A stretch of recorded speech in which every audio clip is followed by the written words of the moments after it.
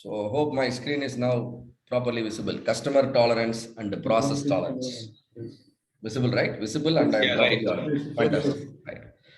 I hope all of you clearly know the difference between customer tolerance and the process tolerance. Can somebody tell me which defines your customer tolerance? How do you know this is your customer tolerance?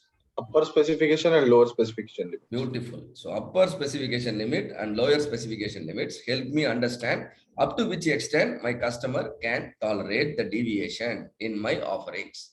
It may be a product, it may be a service, it may be any characteristics. It can be a dimension, it can be a surface finish, it can be the cycle time. For everything, customer has got some tolerance, some limitations. You should never go beyond the extreme values. Those extreme values are USL, LSL. And then similarly, your process will also have a tolerance. You also know the points that define your process extremities, how it is called. You know how you know specification limits. Specification limits are nothing but the extreme point up to which your customer is ready to tolerate your deviation. To what extent your process will deviate? Control limits. Come again? Control limits. Beautiful. That will be defined by your control limit. As long as your control limit stays inside the specification limit, your process will be capable.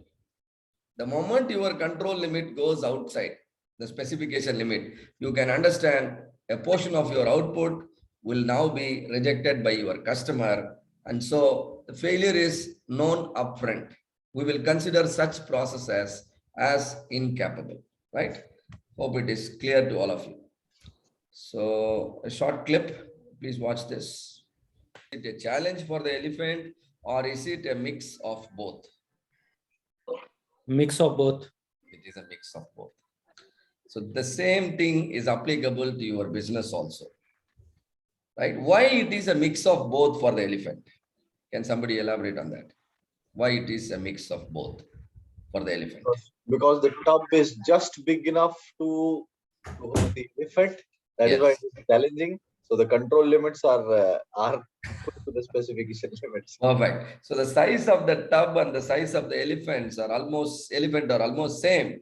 So it looks to be a pleasure. At the same time, there are a lot of challenges the elephant is undergoing. Same way, if you also keep your process size and the specification size, we call it specification width and process width, or we call it customer tolerance and process tolerance. If both of them are almost same, your business will experience a mix of pleasure as well as a challenge. You will be able to produce products meeting your customers' expectation. At the same time, you will also produce products outside the specification.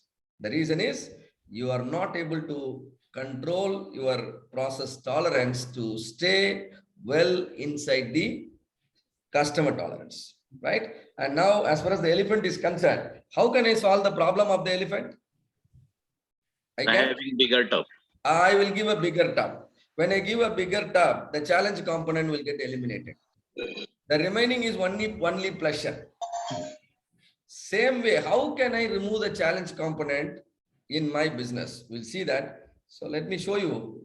So now I increase the tub size. Let's see what will happen to the elephant.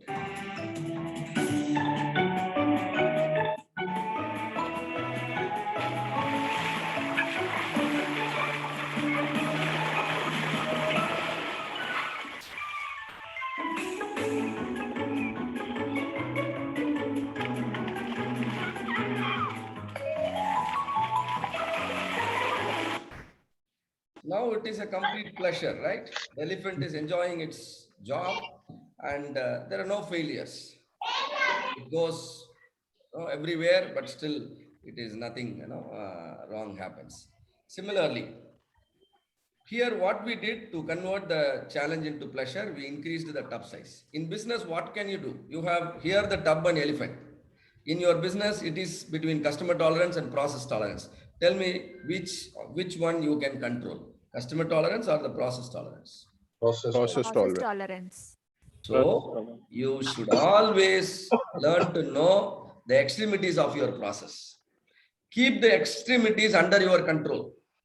The extremities are called control limit. You need to control the control limit if you wanted to see only pleasure in your business.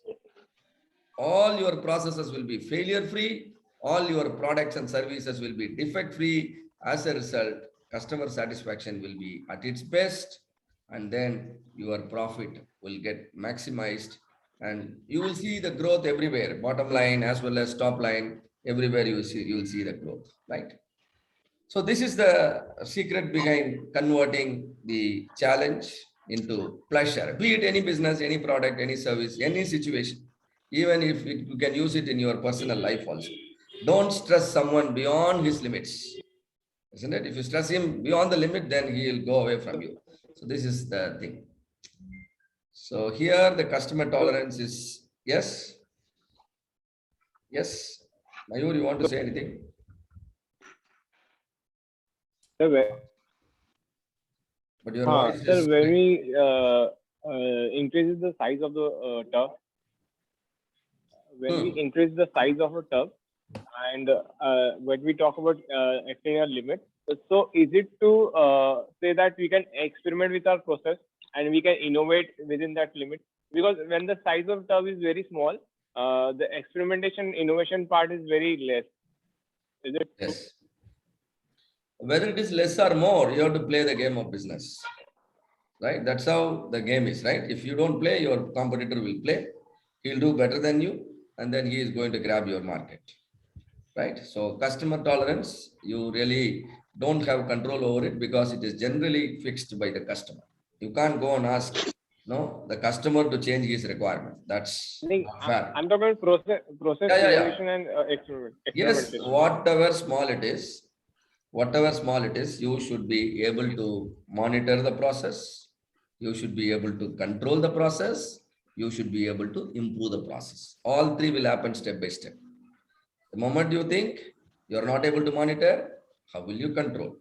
The moment you can't control, how will you improve, right? So for monitoring, you need to have certain capable resources to which how small it is, how big it is, you should be able to monitor because the process is critical to your customer. You can't say, this process cannot be monitored and so don't expect improvement. Always any feature you offer in your product that has to be continuously improved. There is no end to improvement, right? And then this is the size of the elephant decides the process tolerance. As long as the elephant size is smaller than the tub size, there is always a pleasure. It simply means as long as the process tolerance is smaller than the customer tolerance, you can easily make your process capable. I'm not saying that your process is right now capable. If your process tolerance is smaller than the customer tolerance, you can make your process capable by monitoring and controlling the control limits. If you don't monitor, don't control, even a process with a smaller process tolerance can go away, can move outside of the specification limit. It can move to the right side or it can move to the left side and can still create problem. You should not say my elephant is small, but still it is not, getting into the path. Yes, you obviously need to control the elephant even if it is small. So this is what basically means process tolerance less than customer tolerance means process can be made capable. But whenever process tolerance is more than customer tolerance, in spite of your best efforts, you will definitely see the failures. All right, so we got some good idea. Only to understand whether my control limits are inside the specification limit or not. Only to understand whether my elephant is playing in the appropriate bath or not. I mean, appropriate tub or not. You need statistics, right? And statistics helps us to summarize with the central value. Central value will tell you whether your elephant is inside the bath or outside the bath. You understand? Central value such as mean, median and mode will tell you whether your elephant is inside the tub or not. And Statistics helps us to assess the degree of variation. What is variation? The deviation from the central value. The deviation from the central value. Like range, standard deviation, variance. So within the tub, to what extent your elephant is moving? Whether your elephant is inside the tub or not, the central tendency tells you. Within the tub, to what extent elephant is moving away from the center? That is explained by variation. And variation you can calculate using range, standard deviation, and variance. If you know the central tendency or the central value or the mean, median, and mode, and the degree of variation or the deviation or the range, standard deviation, and variance, you can compare how two elephants are playing. One elephant is playing in tub A, other elephant is playing in tub B. Which elephant is playing better? You will now be able to compare because you have central value and degree of variation. In the absence of central value and the degree of variation, you simply cannot compare. Right? Now, you have some numbers. How many numbers are here? There are 12 numbers. Understanding that there are 12 numbers, that itself is a statistics. You see here. N equal to 12. N equal to 12. Mean equal to 3.833. Can somebody tell me how this number is arrived? Average. Average. Add all the number, divide by 12. Right. Get it. Now, standard error of mean. What is standard error of mean? Anybody know here? Are you using it? Standard error of mean. It always tells you the average, but not the frequency or variation within the range. No, it is not. Standard error of mean helps you to find out the confidence interval, your confidence limits.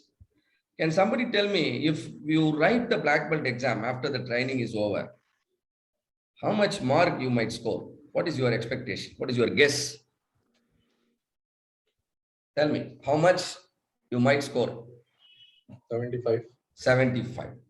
Are you very sure you score exactly 75? Or it is going to be in a range? It will be a range. It is going to be a range. Maybe can I consider 70 to 80? Yes. So 70 and 80 are your confidence limits. 75 is your target, but 80 is your limit. 70 is your limit on the left side, 80 is your limit on the right side. In order to locate those limits, called the confidence limit, you require this standard error of mean.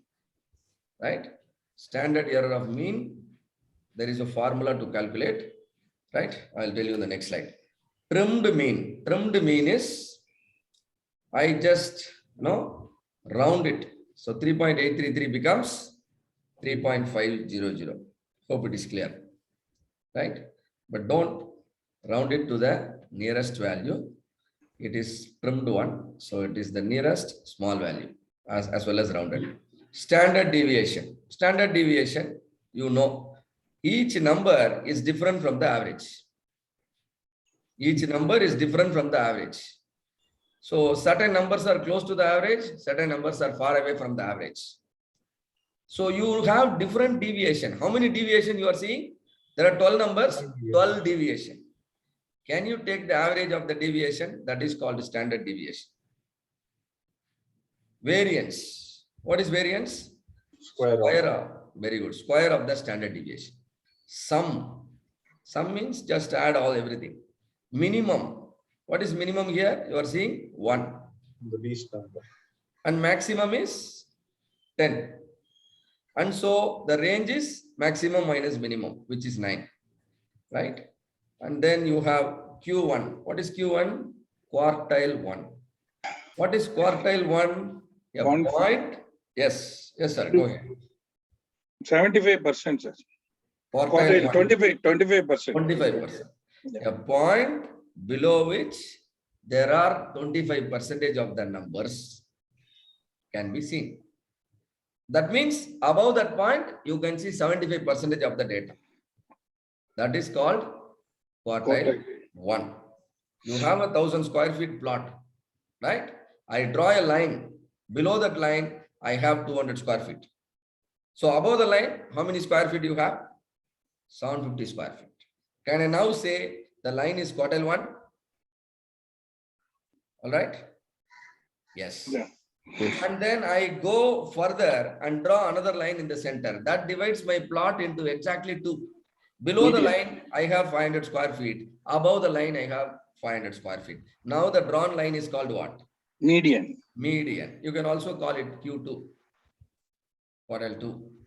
And quartile 3, I draw one more line above the median. Now, below the line, 750 square feet of land is there. Above the line, 250 square feet of land is there. Now the line is called quartile 3. Hope it is clear to all of you. Quartile 1, quartile 2, quartile 3. All these things you should be able to calculate from your process so you can understand how your process outputs are getting divided.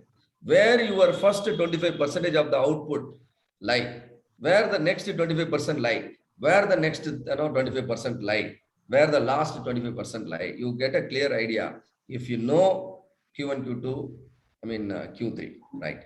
And then range is known, interquartile range. It is nothing but Q3 minus Q1. You have Q3, you have Q1. Find out the difference. So the middle 50% of the data, has a range of 2.5, right? Mode is 3. Sir, I will give a good example because the people will understand Yes, please. this thing. Because if you are seeing salary bandwidth, if you are going and asking the salary bandwidth, they will call it as 50 percentile. If you see various companies, salary statistics and other things, they will call it as median salary. Where we are sitting, that your salary may be 25%. They have a strategy of lag strategy. I want to be, not market leader. I want to behind that. They will go for just 50%, less than 50%. And some people, I want to be a market leader. So they will go for a 75%, 80%. So if you say salary bandwidth will be there, it will start from 20,000 to 80,000, like that. How you are going to strategically position, that companies will decide based on the what is the mean deviation and what are all the quartiles they want to fix their salary. This is the way, because the salary range, if Infosys salary will be different, Wipro salary will be different, how they are positioning. On total market, I am going to position as 80% percentile and 70% percentile, like that. All right. So thank you, sir, for the example. So that's how it helps. Done. And then mode, you can see there are so many numbers here. Can you see any particular number coming again and again? Yes, It is? 3. 3 is more repeated. Very good. So 3 is called mode, right? So mode is also a central tendency. Mode is also a central tendency. If I see all of you wearing a white color shirt on a Sunday, what does it mean? I can make a conclusion. People like white color shirt on a Sunday. So mode can also help you to understand what is happening out there. Your people are liking white color shirt. That's why I could see them more, isn't it? So the intentions can be understood with the central tendencies. And number of appearances 4. Now, do you understand everything? So just one. Yes, please. Yes. I have a set of data with me right now, which I'm working for my company. Okay. It will be, I think, very well suited for this, explaining this. Okay. Actually, we have a sensor which is fixed at a certain structure. It monitors, it records values. Correct. So it gives hourly value, hourly average. Okay. So we are taking the hourly average of 1 month. Now what we have to do is we have to set the alarm limits of the sensor. That is basically the customer limits. Correct. If customer specification limits. So if the alarm limits are crossed, then we may have a failure of that structure. Correct. So that is basically my customer is my plant. So if the sensors alarm limits are crossed, then I will have a failure. So now, please tell me which out of these all these things that you have calculated, like standard deviation, you have calculated mode, you have calculated variance, you have calculated trimmed mean, and all those things. So which one should I consider to set the alarm limits? I know the alarm limits. Okay, I have to select one of these parameters to calculate my alarm limit. So what do I do? All right. So alarm limit, is it going to warn you about the process? Yes, it is going to warn me about the process. Yeah, then your alarm limit should be the control limit. The alarm limit should be the control limit. So how do you calculate control limit? You require Standard- average and Upper. standard deviation. Okay. You just require average and standard deviation. So average is here, standard deviation is here, and then you can set the control limit. So anything beyond the control limit, that can be a warning to you. That may not be a failure. If the control limit is beyond the specification limit, that will be an alarm for the failure. But if the control limit is inside the specification limit, then alarm will be just a warning for you so that you can take some action. You get signal before the failure. Correct? So standard deviation plus that, right? Or average plus the value? Average plus 3 times standard deviation. Average plus 3 times. Okay. All right. Thank you, sir. So yeah. So standard error. That is Yes. depending on, in textile industry, what they will do, upper control limit. If hydrometer, if they are this thing, they have to switch on the AC after certain point temperature. So what they will make it as a upper control limit. Correct. Based on your this thing, your whatever may be, what is the purpose of that? We have to go by the purpose of that. If purpose of that is the temperature should not exceed this thing, then we have to fix the upper control limit. After that, automatically the AC will be switched on. Those kind of things they will use this parameter. But what sir is telling, that is the average as well as what a standard deviation will be the measure. See, if you know the value beyond which it is definitely a failure, what is that value called? Specification limit. Specification limit. We know Because that. you know beyond which it is a failure. We know that actually. In our case, we know that. Yeah. So that is definitely there. That is known to you. For that, you don't require any statistics. You set it. Whenever your process output goes beyond, you can make your alarm, give the signal to you. No confusion at all. But that is average plus that value, right? No. That is known value. Maybe out of experience, or maybe your customer could have told you, or your boss tells you, don't keep it, don't set the value beyond this. So you are now monitoring and see to that it never goes beyond. That means it is a specification limit. Now, if you as a process owner, you wanted to, you don't want to see the signal very often coming, then you must collect data from the process. From the collected data, you must calculate average. From the collected data, you must calculate standard deviation to understand how many alarms you may get in a day. Okay. So that you can offload your job to someone else. Hey, see to that you do this every 2 hours so that the alarm never comes. That's all. Right? And that's how we manage the process. All right. So standard deviation, standard error of mean is simply standard deviation divided by square root of n, where n is actually the number of samples or sample size. Here, how many samples we have? 12. 12. Standard deviation divided by square root of 12 is called the standard error of mean. Now, quartile 1, there are formulas. I don't want you to by heart the formula because all these reports Minitab will generate. Today, I will also show some Minitab results also, and you can parallelly practice. Hope all of you have the Minitab installed. So all these numbers, first I will arrange in the ascending order. Now, which is my quartile 1? Formula is n plus 1 by 4th term. N is 12. So 12 plus 1 is 13 by 4. 13 by 4th term. 13 by 4 is 3.25th term. 3.25th term is nothing but third term plus the 25% of the gap between third and fourth term. What is third term in your series? 2. So what is the fourth term? 3. Four. The gap is how much? 1. One. So third term is 2. 25% of the gap is 0.25. So quartile 1 is 2.25. Clear? This is how this every formula will work. So here the formula is 3 into n plus 1 by 4th term. It is 9.75 is coming. So 9th term is 4. 10th term is 5. So 75%. So 4.75. So this is your quartile 1. This line is drawn. This is your quartile 3. This line is drawn. And quartile 2 is median, right? And median is nothing but the central number. And now here you have 12.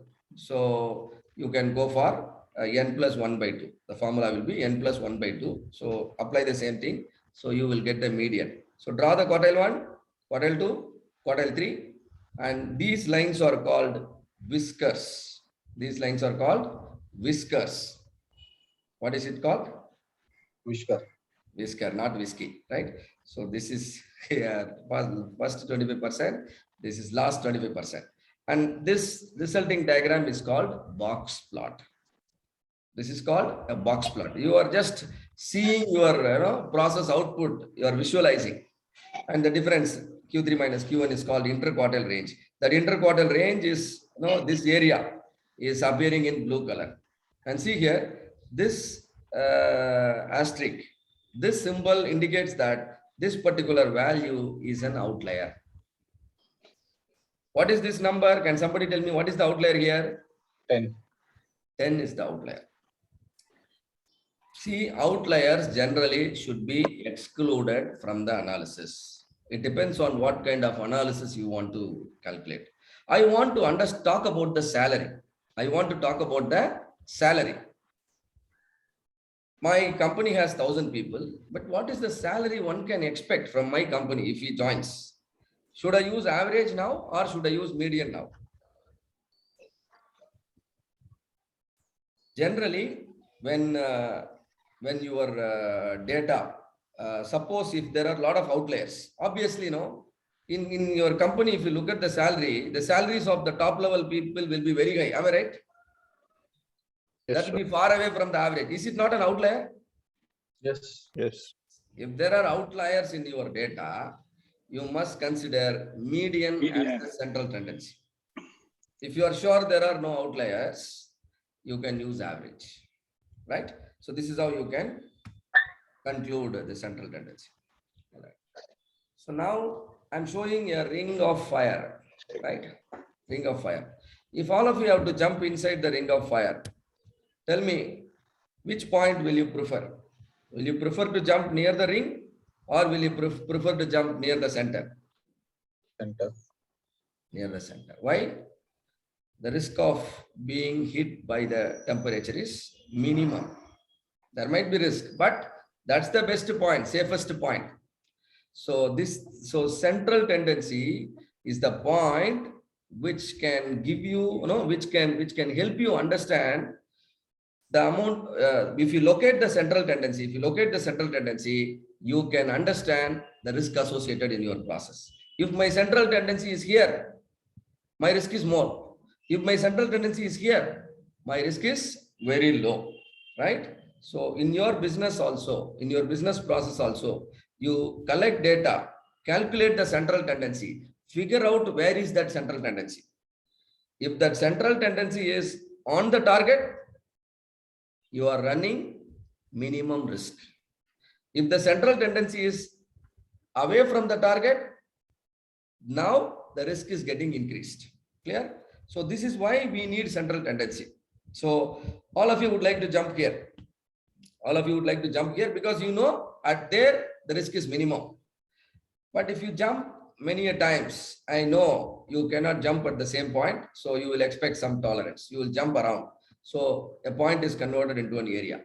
So when you jump several times, let's say from a few hundred, now you are jumping few thousand. When you start a company, you are producing only 100 units a day. But today you are producing several thousand units a day. This is quite normal, isn't it? Any company, any process, always they would like to produce more. So when you jump many a times, definitely the tendency will be to fall out. Hope all of you agree with me. Why do you fall out? Though you know how to jump inside the white circle, because of the increase in the number of repetition, the general tendency is your capability might fall down, so you might fall outside, and further increase might bring you, further down. So that means as you move away from the center, your risk of being hit by the temperature keeps on increasing, right? So but there are two things you need to understand. One is, where is your central tendency? And number two, whether your central tendency has got a tendency to shift or not, right? Where is your central tendency? Another thing is, and also if the central tendency is keep on shifting, you can understand whether your central tendency is keep on shifting or not by locating its position. And also all the other points collected from your data should be close to the central tendency. If they are not close to the central tendency, part of your output might get rejected. And that is why we always need to locate the central tendency as well as the deviation of each point from the central tendency. If central tendency itself is shifted, there will be a huge rejection. If each point is, if each point from the process are not close to the center and some of them are far away, then those points might get rejected. There will be a partial rejection. So which is dangerous? Your central tendency getting shifted is quite dangerous than points deviating from the center, but you need to control both. So that is why we are interested in learning about the central tendency, mean, median, and mode, and variation. Variation is nothing but deviation of each point from the center. And that can be understood using variance, standard deviation, and range, right? So this is a very simple example, right? See here, like the elephant at the top, this is car and the parking area. If car is bigger than the parking area, car cannot enter. Failure is sure. If car is equal to the parking area, car can enter, but it's state tolerance. You make small mistake, then car might get damaged.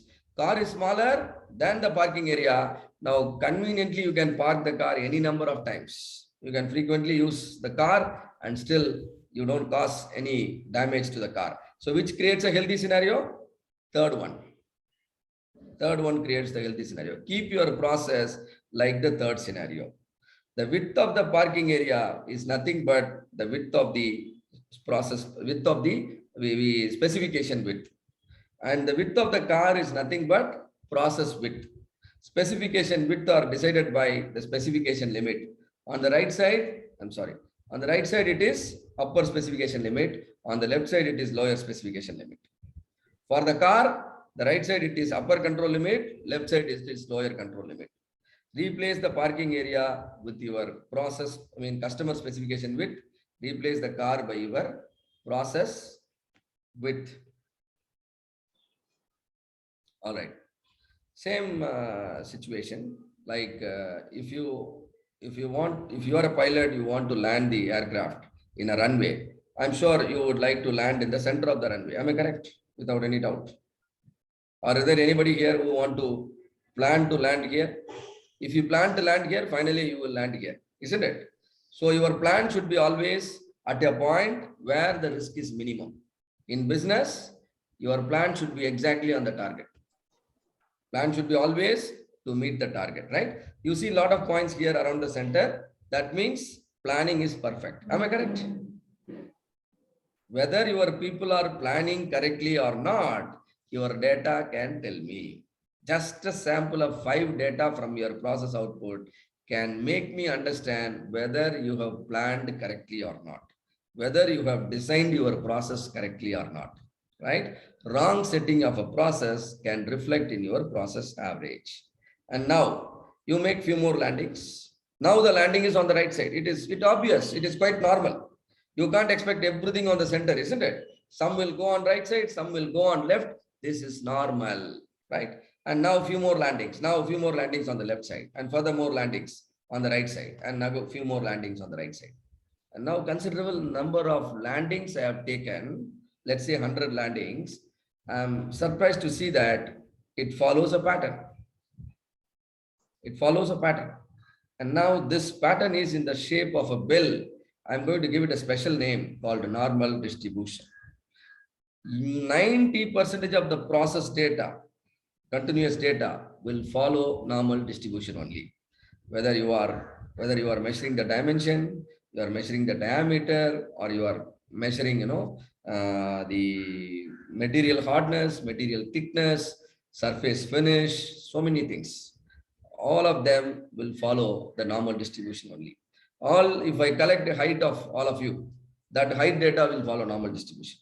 If I collect your weight, all 20 of your weight, that will follow normal distribution. Your sugar level, your BP level, all natural process will follow normal distribution only, right? And so, and now studying and about the normal distribution will make you take decisions much better. And now, what is this? This is the target. Who wants the result here? Your customer. Who are the customers? Those who are sitting in your aircraft, right? And the pilot, where the pilot want to land the aircraft, the average will speak about it.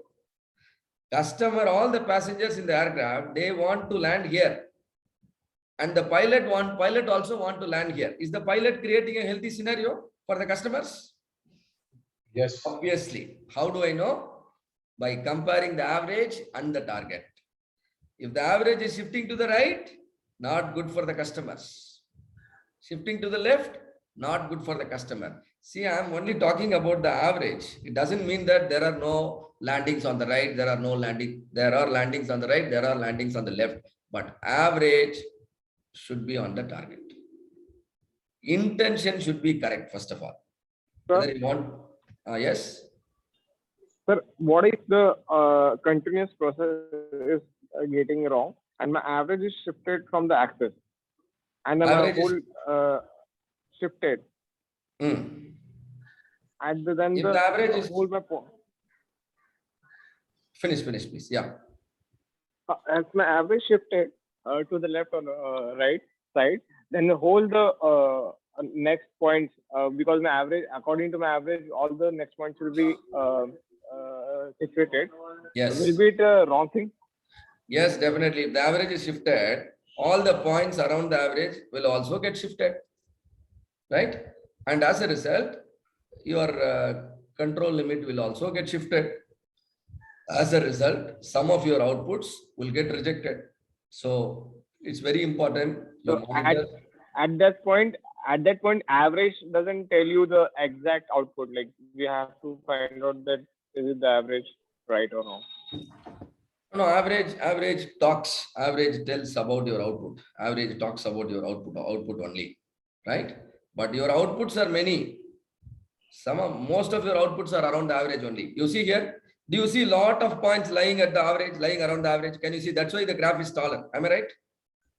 Why your graph is taller? Most of your outputs are around the average only. That is why it is taller. So average talks about the characteristics of your output. In fact, major percentage of your outputs are closer to the average only. You see, you move away from the average. Now there are only few points. Isn't it? So the extreme output from your process is called the control limit. This is the control limit on the right side. This is the control limit on the left side. And the runway ends here. That is called upper specification limit. On the left side, your runway ends here. This is called lower specification limit. So you should know your target. You should know your upper specification limit. You should know your lower specification limit. You should know to what extent your process can go. Your process can go up to upper control limit. On the left side, your process can go up to lower control limit. Now, what is your job? What is your business? To see to that your control limit doesn't go beyond the specification limit. That is your job. But how do you know control limit? Only when you collect the data, you know about the average. You know about the standard deviation. Average plus 3 standard deviation will give you upper control limit. Average minus 3 standard deviation will give you lower control limit. Is that clear to all of you? If the control limits are inside the specification limit, your process is capable. Okay. And now there are three pilots, pilot red, green and yellow. Tell me with whom you would love to fly, Green. right? And the specialty is all his landings are on the center. And moreover, he is consistent. He is consistently good. And can you comment about this fellow? He's always out of the range. He is consistently bad. He is consistently average, right? So the location Accident prone. location talks about the accuracy, right? And the spread talks about the consistency, right? Spread is low in all the three. Okay, so customer target and process average. Our requirement is should align. And then process drift and the spread. We call them the deviation or the variation that is not preferred. And then customer limits are USL, LSL, and process limits are UCL, LCL. Right. So that's why we need to learn little